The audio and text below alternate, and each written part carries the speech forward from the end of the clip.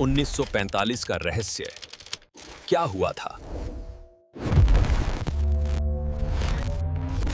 आइए भारत के सबसे गहरे और भावनात्मक रहस्यों में से एक में उतरते हैं।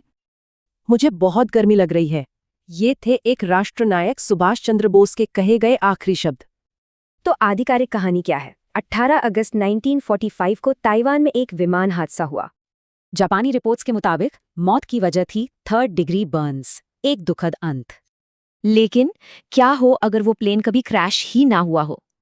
क्योंकि ताइवान की सरकार का साफ कहना है 18 अगस्त 1945 को कोई प्लेन क्रैश नहीं हुआ। सोचिए, न कोई क्रैश रिपोर्ट, न बोस के हॉस्पिटल में भर्ती होने का रिकॉर्ड, कुछ भी नहीं। एक सुराग हमें जापान के रेंकोजी मंदिर ले जाता है। यहाँ बोस की अस्थियां रखी हुई मानी जाती हैं। तो फिर सालों तक डीएनए टेस्टिंग की इजाजत क्यों नहीं दी गई? आखिर ये अस्थियां किसकी हैं? उनकी कथित मौत के बाद अगले 20 सालों तक उनके परिवार पर एक साया मंडराता रहा। खुफिया फाइलों से पता चला कि सरकार बोस के परिवार की 20 साल तक जासूसी कर रही थी। खुफिया खतों में एक डर साफ झलकता था। क्या होगा अगर नेताजी वापस आ गए?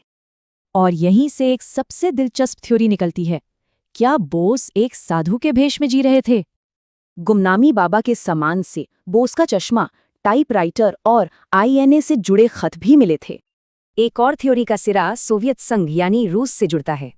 हालांकि रूस के आर्काइव्स में पक्का सबूत नहीं मिला, पर कई फाइलें आज भी क्लासिफाइड हैं। इस गुत्थी को सुलझाने के लिए भारत सरकार ने दशकों में 3 अलग-अलग जांच आयोग बनाए। लेकिन सच सामने लाने के बजाय इन आयोगों के नतीजों ने उलझन और बढ़ा दी। आरोप लगे कि पहले 2 आयोगों पर सरकारी दबाव था और उन्होंने सिर्फ कहानी को दोहराया। और ये है सबसे बड़ा ट्विस्ट। सबसे हालिया मुखर्जी कमीशन ने क्रैश थियरी को पूरी तरह खारिज कर दिया। लेकिन सरकार ने मुखर्जी कमीशन की रिपोर्ट को बिना कोई कारण बताए रिजेक्ट कर दिया। सोचिए, न कोई बॉडी मिली, न कोई तस्वीरें, न ही प्लेन का मलबा, कुछ भी तो नहीं। नेताजी मर नहीं सकते। उनके सैनिक और कई नेता यही मानते थे। ये सिर्फ एक नारा नहीं, एक विश्वास था। सबूतों की कमी और सियासी वजह इस रहस्य को आज भी जिंदा रखे हुए हैं।